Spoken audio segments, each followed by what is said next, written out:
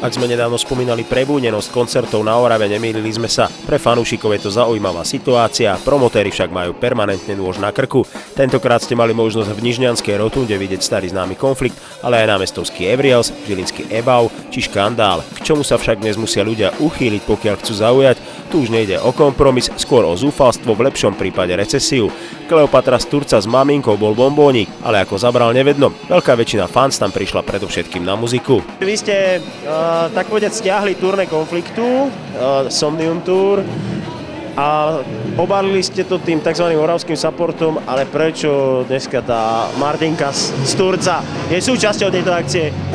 Myslíme si, že bohužiaľ už na Orave je to raz tak, že rokové akcie typu konflikt nepriťahujú moc ľudí a mysleli sme si, že bude to taký správny trošku obchodný ťah, aby sme tu trošku nalákali ľudí aj na túto muziku, ktorí tu prídu hlavne kvôli tej Martinke. Určite sa takí ľudia nájdú, ktorí tu prídu iba kvôli Martinke.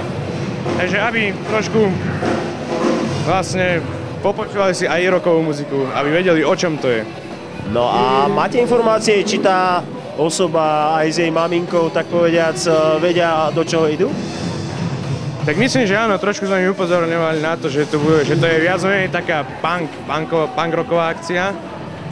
Upozorňovali sme ich na to a dúfame, že sa budú adekvátne na to správať a dúfame, že si to tu vychutnajú. Hudobný fanúšik už po niekoľkýkrát počul, že s rotundou treba niečo spraviť. Pri nižšom počte fanúšikov to v nej jednoducho neznie, pri najlepšom škrieka. Slovenskom sa však prehnala vlna nefalšovanej škodoradosti na úkor síce jednoduchej, ale úprimnej dievčiny z Martina. Jej popularita stále trvá a dokonca si aj slušne privyrobí. Martinka spoločne s maminkou zavítala minulú sobotu už aj medzi rockerov a metalistov. Privítanie bolo vrelé, chýbala už len rúža, pokľak a červený koberec.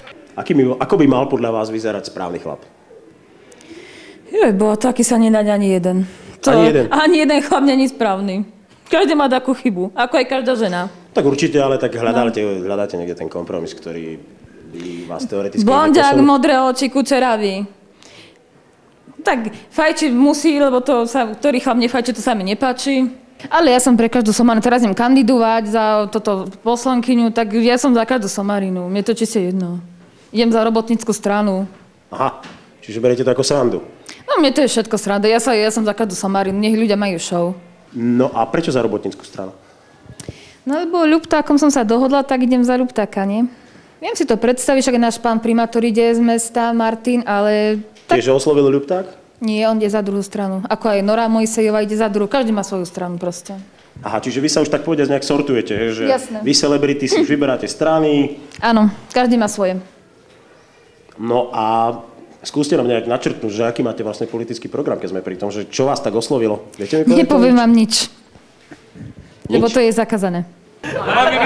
My by sme si rozumeli, tak to čo, ako? Proti gustu žiaden dišputát, ale v konečnom rozuzlení chránila maminka svoju dceru bez nejakých okolkov. Pri pohľade na ňu by zatrnulo nejednému black metalistovi, pravdepodobne by sa okúpal v jarovej vode a vydrhnul parádnym kartáčom, lebo jeho šminky sú len ľahučkým odvarom cigánskej polievky v Hladovej doline. Tí menej extrémni by sa buď schúlili, alebo si praskli nejaké to poldeci v utvrdení, či dobre vidia. Spoločná fotka organizátorov s týmito perzónami vyznela taktiež zaujímavo. Pokiaľ by boli z tejto štvorice všetci dostatočne inštrumentálne zdatní, asi by sa po nich ohliadol nejeden slávik v domnení, že norský Mayhem v najlepšej forme patria do záchoda. Ringfest bol zaujímavou kombináciou dvoch svetov. Jeden undergroundový nám dostatočne známy dokázal akceptovať aj ten bulvárny. Povedzme si však, či to stálo za to a kto je v tomto prípade celebritou. Pre televíziu Oravia Tomáš Brna.